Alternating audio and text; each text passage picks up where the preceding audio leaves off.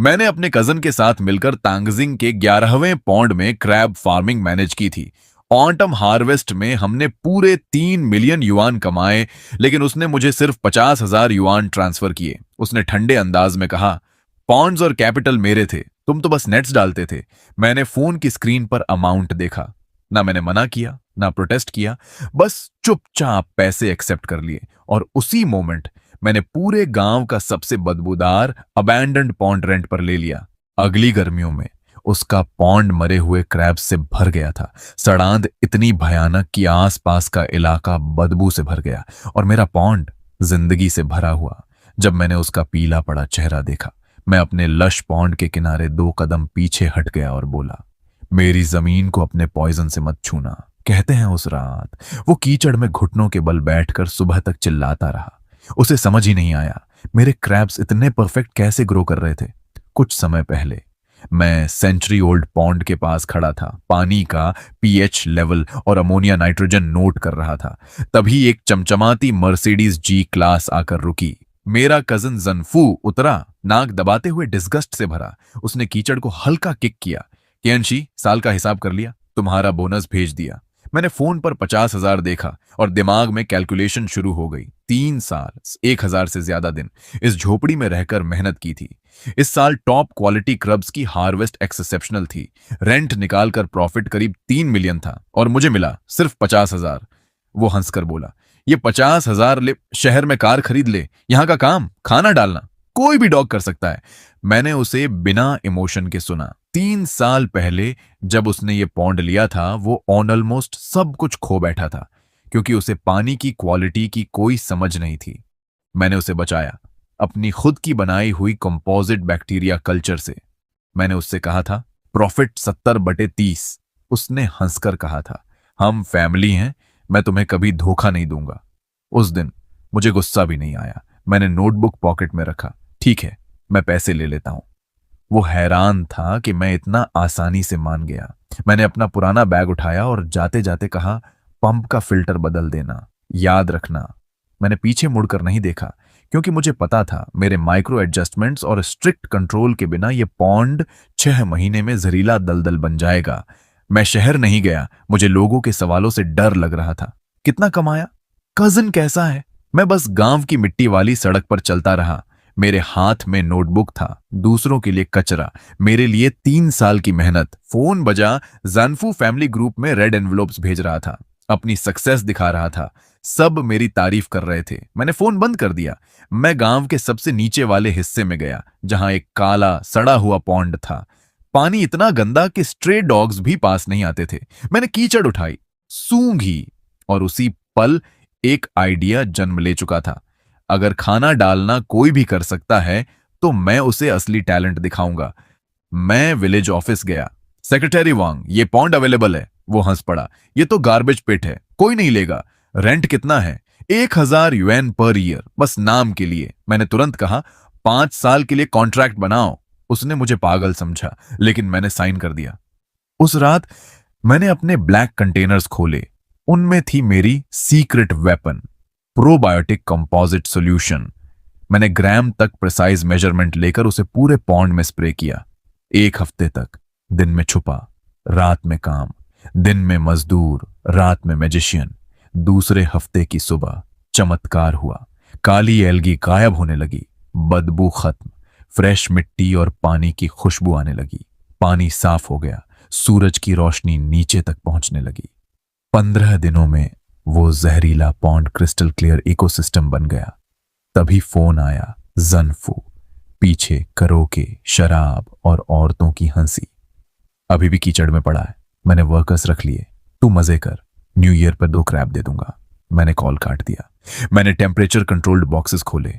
उनमें थे golden shell crab लार्वे, rare और डिजीज रेजिस्टेंट। मैंने उन्हें पानी में छोड़ा और नोटबुक में डेटा नोट किया। सुबह की धुंध में घर लौटते हुए मुझे एहसास हुआ, अब पीछे कुछ नहीं बचा। सेविंग्स खत्म, हर रात स्ट्रगल, लेकिन एक चीज बची थी, मेरी स्किल और मेरी सेल्फ रिस्पेक्ट। घर पहुंचा, खाने की खुशबू आ रही थी। माँ, पिता और मेरी फियांसी चियाओया मेरा इंतजार कर रहे थे। माँ बोली, पूरी रात कहाँ थे? मैंने झूठ कहा, पॉन्ड पर काम था। चाओया ने टॉवल देते हुए पूछा। तुम बहुत थके लग रहे हो। खाने पर माहौल भारी था। माँ ने पूछा, इस साल कजन ने तुम्हें कितना दिया? ये सवाल मेरे दिल में सुई की तरह चुभा। मैंने फोन दिखाया, 50,000, और कैजुअली बोला, बस इतना ही। लेकिन अंदर से मैंने फैसला कर लिया था, अब खेल मैं खेलूंगा। मैंने धीरे से कहा, माँ, पैसे आ गए हैं, 50,000। मेरी माँ का माथा तुरंत सिकुड़ गया। क्या, सिर्फ 50,000? पूरे गांव में चर्चा है कि फ्यूजिल ने इस साल 3 मिलियन कमाए हैं। मैंने शांत आवाज में जवाब दिया, माँ, इस साल दिखने में भले अच्छा लगे, लेकिन लॉस रेट भी काफी हाई था और अगले साल एक्सपेंशन करना है, हर जगह खर्च है। पॉन्ड उनका कैपिटल है, रिस्क भी वही लेते हैं। असल में बचता ज्यादा कुछ नहीं। मैंने हल्की हंसी के साथ जोड़ा, मैं तो बस हेल्पर था, खाना डालता था। 50,000 मिलना भी काफी है। मेरे पिता पाइप पीते हुए चुप रहे। चियाओया मुझे देख रही थी, कुछ कहना चाहती थी लेकिन रुकी हुई थी। सिर्फ मां के चेहरे पर फ्रस्ट्रेशन और डिसबिलीफ साफ दिख रहा था। यह पॉसिबल नहीं है, वो बोली। अगर तुम हर रात जाकर पॉन्ड को मॉनिटर नहीं करते तो वो कब का बर्बाद हो चुका होता। मैंने तुरंत बीच में रोका, मां, ऐसा मत कहो। वो मेरा कजन है, वो मुझे धोखा नहीं देगा। उसका ज्यादा लेना नॉर्मल है, हमें फेयर रहना चाहिए। ये कहते हुए मेरा दिल अंदर से खून रो रहा था। हर शब्द मेरे 3 साल की मेहनत के खिलाफ एक बिट्रेयल था। लेकिन मुझे ये बोलना ही था। मैं उन्हें ये नहीं बता सकता था कि मैं जांगफू से रिश्ता तोड़ चुका हूं, और ये भी नहीं कि मैंने सीक्रेटली गांव का सबसे गंदा पॉन्ड ले लिया है। मैं उन्हें डराना नहीं चाहता था। मां कुछ और बोलने ही वाली थी, लेकिन पिता ने रोक दिया। बस करो, हमारा बेटा जानता है वो क्या कर रहा है। रात को मैं बिस्तर पर लेटा था। चाओया मेरी बाहों में थी। उसने धीरे से कहा, लिन युअन, आज तुम कुछ अजीब लग रहे हो। तुम मुझसे कुछ छुपा रहे हो, है ना? मैंने उसे अपनी तरफ खींच लिया। नहीं, तुम क्या सोच रही हो? बस रात की हवा से सिर दर्द हो गया है। सच? हाँ। अब सो जाओ, कल मैं तुम्हें शहर घुमाने ले जाऊंगा। वो शांत हो गई, लेकिन मेरी आंखों में नींद नहीं थी। मैं छत को देखता रहा। मेरा दिमाग सिर्फ उस काले पॉन्ड में चल रहे बदलाव के बारे में सोच रहा था। वही मेरी उम्मीद था और वही मेरी एकमात्र एग्जिट। अगले कुछ दिन गांव के सबसे बिजी दिन थे। हर घर न्यू ईयर्स की तैयारी में लगा था, हार्वेस्ट का हिसाब और नए साल के लिए सुअर काटने की तैयारी। मैं भी नॉर्मल बिहेव करता रहा, माँ, पापा और चियाओया के साथ शॉपिंग करता रहा, जैसे कुछ हुआ ही नहीं। लेकिन अंदर से एक चीज मुझे लगातार परेशान कर रही थी, पॉन्ड के पानी की क्वालिटी।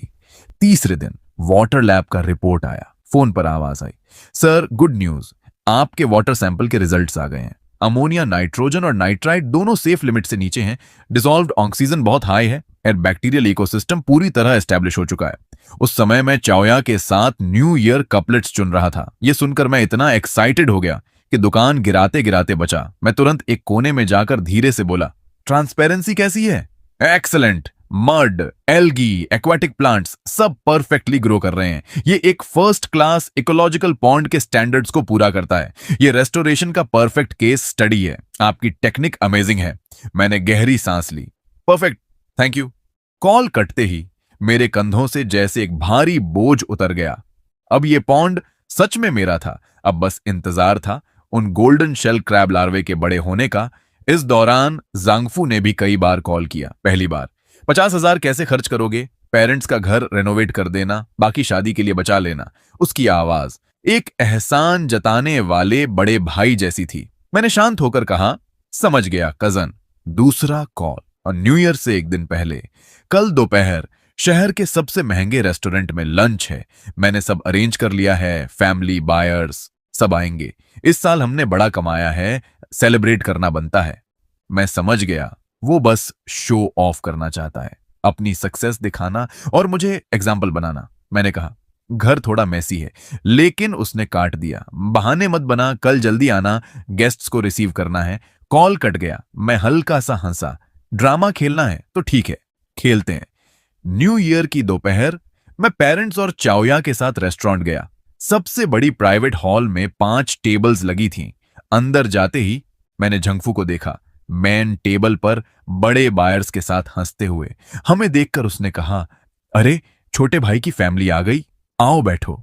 उसकी नजर मेरे पेरेंट्स के साधारण कपड़ों पर घूम रही थी, पूरी एरोगेंस के साथ। वो मेरे पास आया और एक औरत की तरफ इशारा किया। ये तुम्हारी भाभी लिली है। सबकी नजरें मुझ पर थीं।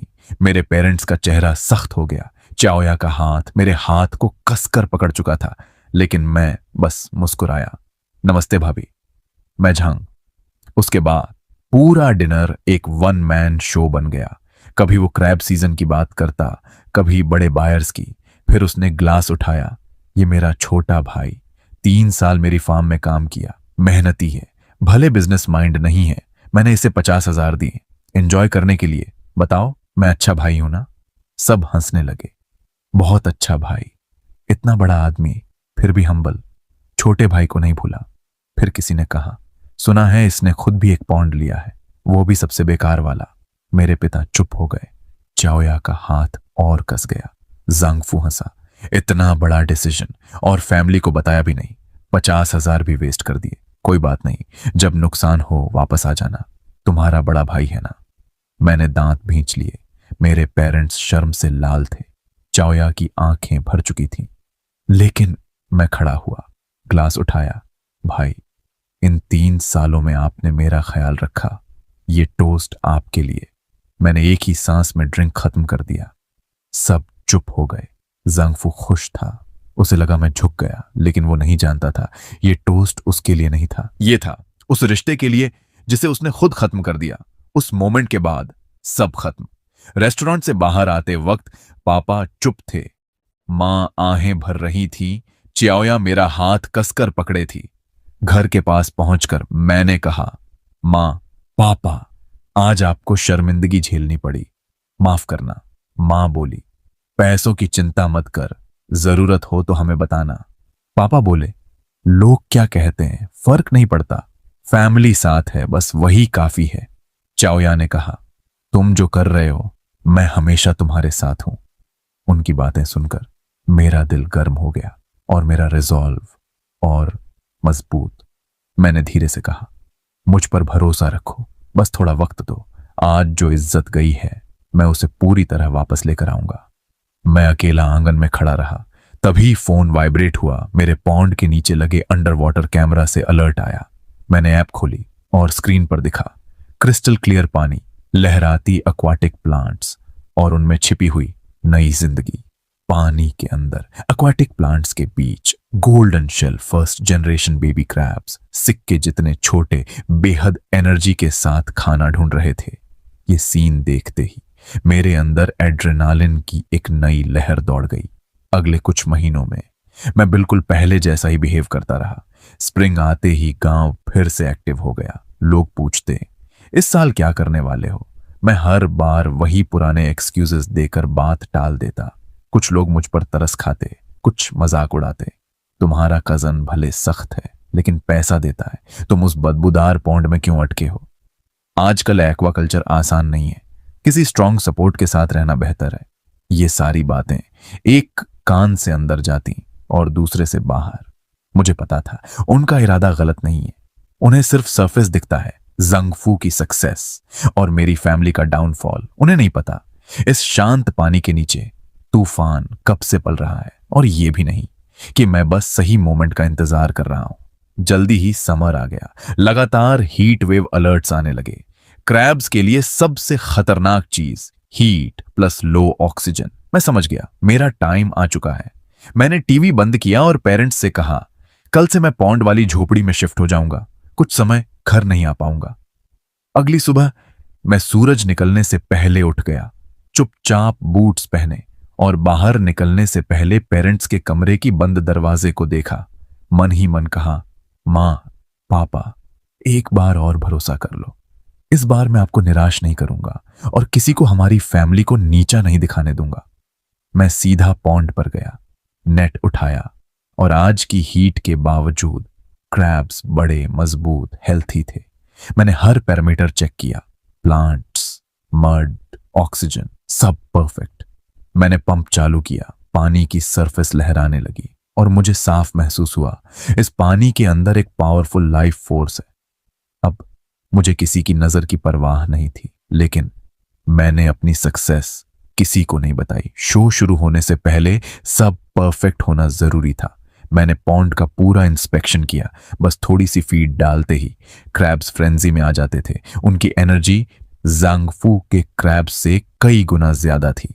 जांगफू हमेशा कहता था उसका पॉन्ड फंगशुई ब्लेस्ड है, लेकिन सच, वो खराब क्वालिटी के डेड फिश डालता था। उसके पॉन्ड की मड टॉक्सिक हो चुकी थी, ब्लैक, स्मेली, और हीट आते ही ग्रीन ऑल्गी सरफेस पर पॉइजन की तरह तैरने लगती। पहले मैं हर रात जाकर एरेटर चलाता, एंटीडोट डालता। इन 3 सालों में मैंने उसे लाखों का नुकसान बचाया था, लेकिन उसके लिए यह सब नॉर्मल था। तभी उसका कॉल आया, कियांगी घर में एसी में मजे कर रहा है, कल सुबह 6 बजे आ जाना। कुछ क्रैब्स मर रहे हैं, उन्हें निकालना है, गांव वालों को पता नहीं चलना चाहिए। उसका टोन जैसे वो किसी सर्वेंट को ऑर्डर दे रहा हो। मैंने फोन कसकर पकड़ा, लेकिन आवाज शांत रखी। ठीक है, समझ गया। शाम को चावया आई सूप लेकर। वो बोली, आज वेदर बहुत अजीब है, हवा नहीं है, डॉग्स तक परेशान हैं, क्रब्स कैसे सरवाइव करेंगे। मैंने उसे गले लगाया। चिंता मत करो, मेरा इकोसिस्टम स्टेबल है, आज रात कुछ भी हो जाए ये पॉन्ड स्टेबल रहेगा। वो मुझे देखती रही। तुम कुछ छुपा रहे हो ना? मैं मुस्कुराया। कल सुबह तुम्हें एक मिरेकल दिखाऊंगा। मैंने उसे सच नहीं बताया। यह डिजास्टर बहुत बड़ा होने वाला था और मैं उसे इस डर में शामिल नहीं करना चाहता था।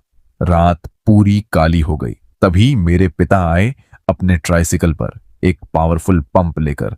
हम दोनों चुपचाप पॉन्ड के पास बैठे रहे। उन्होंने धीरे से कहा, यह मौसम ठीक नहीं है, 10 साल पहले ऐसा ही हुआ था और सारे क्रैब्स मर गए थे। फिर उन्होंने एक पुरानी सेविंग्स पासबुक मुझे दी। इसमें 20,000 युएन है, जरूरत पड़े तो यूज करना। मेरी आंखें भर आईं। पापा, इसकी जरूरत नहीं है, उन्होंने कहा। नेचर अनप्रिडिक्टेबल है, तुम अकेले लड़ रहे हो, यह हमारा सपोर्ट है। मैंने पासबुक कसकर पकड़ ली, दिल में कसम खाई, ऑटम हार्वेस्ट के बाद मैं इन्हें कई गुना लौट आऊंगा। उस रात मैं सोया नहीं। रात 2 बजे मैं उठा, वेदर चेक किया, ह्यूमिडिटी 95%, प्रेशर एक्सट्रीमली लो। मैं जांगफू के पॉन्ड के पास गया और जो देखा वो खत्म होने की शुरुआत थी। पानी की सरफेस पर green fluorescent slime, massive cyanobacteria Bloom. मैंने कुछ नहीं किया, अब कोई कुछ नहीं कर सकता था।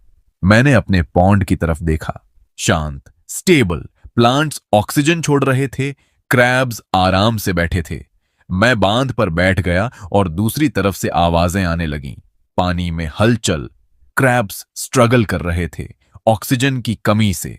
वे किनारे चढ़ने की कोशिश कर रहे थे, एक दूसरे को कुचलते हुए, फोम उगलते हुए, और फिर एक एक करके मरते गए। सुबह होते ही पूरे गांव में सड़े हुए क्रैब्स की बदबू फैल गई। गांव कैओस में बदल गया। 20 मिनट के अंदर जंगफू अपनी मर्सिडीज से कूदकर बाहर आया। उसने अपने पॉन्ड को देखा, मरे हुए क्रैब्स, ग्रीन पॉइजन, और वहीं चीख पड़ा, एक ऐसी चीख जो सब कुछ खत्म होने की थी। वो पागलों की तरह चिल्ला रहा था, रो रहा था, और मैं अपने पॉन्ड के किनारे खड़ा चुपचाप देख रहा था। अब खेल खत्म हो चुका था और असली जीत बस शुरू हुई थी। अचानक झंगफू ने जैसे ही अपना सिर घुमाया, उसकी नजर मुझ पर पड़ी और अगले ही पल वो लड़खड़ाते हुए मेरी तरफ भागा। उसकी चाल में घबराहट थी, आंखों में डर और चेहरे पर पूरी तरह टूटी हुई उम्मीद। लेकिन जैसे ही वो मेरे करीब आया, उसने मुझे नहीं, मेरे पीछे देखा। मेरे पीछे एक लग्जूरियंट इकोलॉजिकल पॉन्ड फैला हुआ था, क्रिस्टल क्लियर पानी, नीचे तक साफ दिखाई देता हुआ तल, और उसमें धीरे धीरे घूमते हुए golden shell giant river crabs जो पूरी शांति से अपना खाना ढूंढ रहे थे। उसका चेहरा जो पहले गुस्से से भरा था, अब पूरी तरह सफेद पड़ चुका था। होंठ कांप रहे थे।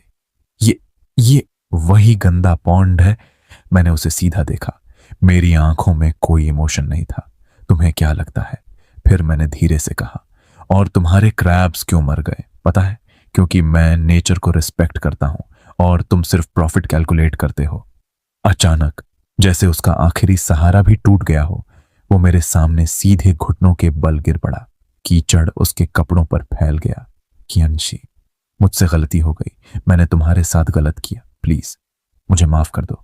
उसकी आवाज टूट रही थी। जल्दी अपना वो मिरेकल सॉल्यूशन दे दो, मेरे पॉन्ड को बचा लो। वो लगभग रोते हुए बोला, 1 महीने के लिए नहीं, मैं तुम्हें 20,000 युआन पर मंथ दूंगा, बस मेरा पॉन्ड बचा लो प्लीज। तभी पीछे से भारी आवाज आई। कई refrigerated trucks luxury sea food brand के लोगों के साथ धीरे धीरे आकर मेरे पॉन्ड के किनारे रुक गए। मैंने उसकी तरफ देखना भी जरूरी नहीं समझा। मैंने अपने वाटरप्रूफ बूट्स पहने और सीधे पानी में उतर गया। मैंने नेट डाला और एक क्रैब बाहर निकाला।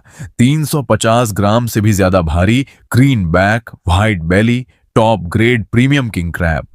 किनारे खड़े शंघाई के बड़े रेस्टोरेंट के परचेज डायरेक्टर की आंखें चमक उठीं। ये तो एक्सेप्शनल क्वालिटी है, ऐसे क्रैब्स बहुत रेयर होते हैं। मैंने वो क्रैब उसके हाथ में दिया, फिर धीरे से मुड़कर जंगफू की तरफ देखा। वो अभी भी जमीन पर गिरा हुआ था। मेरी आवाज बिल्कुल ठंडी थी, 2 कदम पीछे हटो। तुम्हारे पॉन्ड के ब्लू एल्गी टॉक्सिन्स मेरे इकोलॉजिकल पार्क को कॉन्टेमिनेट कर सकते हैं, मैंने बिना रुके आगे कहा। और हाँ, मेरे सारे क्रैब्स पहले ही प्री बुक हो चुके हैं। अपने 20,000 युएन बचाकर रखो, पेनल्टी भरने के काम आएंगे। ये कहकर मैंने उसे एक बार भी और नहीं देखा। मैं पूरी तरह अपने काम में लग गया। वर्कर्स को निर्देश देने लगा, सावधानी से उठाओ, डैमेज नहीं होना चाहिए। बास्केट के बाद बास्केट प्रीमियम क्रैब्स ट्रक्स में भरते गए। हर एक crab perfect size, perfect health, perfect value. किनारे खड़ा परचेस डायरेक्टर वेट शीट देखकर मुस्कुरा रहा था। इस फर्स्ट बैच के लिए मैं तुम्हें मार्केट का हाईएस्ट प्राइस दे रहा हूं और अगले साल की पूरी प्रोडक्शन भी रिजर्व करता हूं। मैंने उसका हाथ मजबूती से थामा। डील। उसी मोमेंट 1 मिलियन युएन का एडवांस पेमेंट सीधे मेरे अकाउंट में ट्रांसफर हो गया। मैंने फोन की स्क्रीन देखी, डिजिट्स की लंबी लाइन, और मेरे होंठों पर हल्की मुस्कान आ गई। ये सिर्फ पैसा नहीं था, ये मेरी आजादी थी, मेरी मेहनत का रिजल्ट और मेरी पहचान। दूसरी तरफ जंगफू पूरी तरह कीचड़ में गिर चुका था। वो बस देख रहा था। एक एक करके ट्रक्स मेरे पॉन्ड से निकलते जा रहे थे। तभी उसका फोन बजा, एक के बाद एक कॉल्स। अगर तुम डिलीवरी नहीं कर पाए तो कॉन्ट्रैक्ट के हिसाब से ट्रिपल पेनल्टी देनी पड़ेगी। कॉल कट गया। उसकी आंखों में जो डर था वो अब टूट कर बिखर चुका था। उसने इस साल बड़े कॉन्ट्रैक्ट साइन किए थे क्योंकि उसे लगा था सब कुछ पहले जैसा ही होगा, लेकिन अब उसके पास था टॉक्सिक पानी, डेड क्रैब्स और करोड़ों की पेनल्टीज। सुबह का सूरज उग चुका था, हल्की धुंध के बीच पानी चमक रहा था और पहली बार मैंने महसूस किया मेहनत का असली सुकून। पहले हर दिन डर था, वेदर, ऑक्सीजन, एल्गी, हर रात एक गैम्बल, लेकिन अब अपने खुद के पॉन्ड के किनारे खड़ा, परफेक्ट इकोसिस्टम के साथ, मैंने पहली बार रिजल्ट को एंजॉय किया। मैंने अपने हाथों की मिट्टी झाड़ी और मन ही मन सोचा, अब इस पार्क को और बड़ा बनाऊंगा और इस इंडस्ट्री में अपना नाम बनाऊंगा। मैं शहर में अपना घर खरीदूंगा और अपने पेरेंट्स के लिए नया जीवन बनाऊंगा। ये सब पहले सिर्फ सपना था, अब हकीकत। मैं घर लौटा, इस बार थका हुआ नहीं बल्कि हल्का महसूस करते हुए। मैंने गर्म पानी से नहाया, टेबल पर बैठा और फैमिली के साथ खाना खाया। फिर मैंने फोन उठाया और अपना बैंक बैलेंस दिखाया। मां की आंखों से आंसू निकल पड़े, पिता के हाथ कांप रहे थे। हमारा बेटा सफल हो गया। उस दिन मैं अपने कमरे में गया, पुराना लैपटॉप लॉक करके ड्रॉअर में रखा और बिस्तर पर लेट गया और बहुत समय बाद मैं गहरी नींद सोया। दूसरी तरफ जंगफू की दुनिया खत्म हो रही थी। Clients, dates, penalties. उसकी फियांसे लिली बैग्स लेकर चली गई। मैं तुम्हारे साथ बर्बादी में नहीं रह सकती। वो उसे रोक नहीं पाया। वो जमीन पर गिर गया और वहीं समझ गया, सब खत्म। 3 दिन बाद मेरी पहली फुल हार्वेस्ट 2 मिलियन युएन। लेकिन मैंने लग्जरी नहीं चुना। मैंने चाओया के साथ 140 वर्ग मीटर का अपार्टमेंट कैश में खरीदा। जब मैं गांव लौटा, सब कुछ बदल चुका था। जो लोग मुझे हंसते थे अब मुझे भाई बुलाते थे। और जंगफू, उसका घर बिक रहा था, कार गिरवी थी, क्रेडिटर्स दरवाजा तोड़ रहे थे। हाँ, उसका पॉन्ड जो उसका सपना था अब एक बोझ बन चुका था। वही एक दिन मैं अपने पॉन्ड के पास काम कर रहा था। दीवार के उस पार वो एक डीलर से लड़ रहा था। तुम्हारा पॉन्ड पूरी तरह सड़ चुका है, मैक्स 20,000 युआन दूंगा। झांगफू चिल्लाया, सिर्फ एरेट्रस ही इससे ज्यादा के हैं।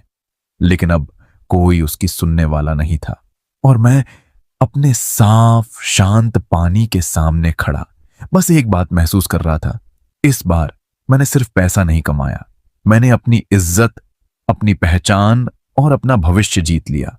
ये कीमत है, लेनी है तो लो, नहीं तो छोड़ दो।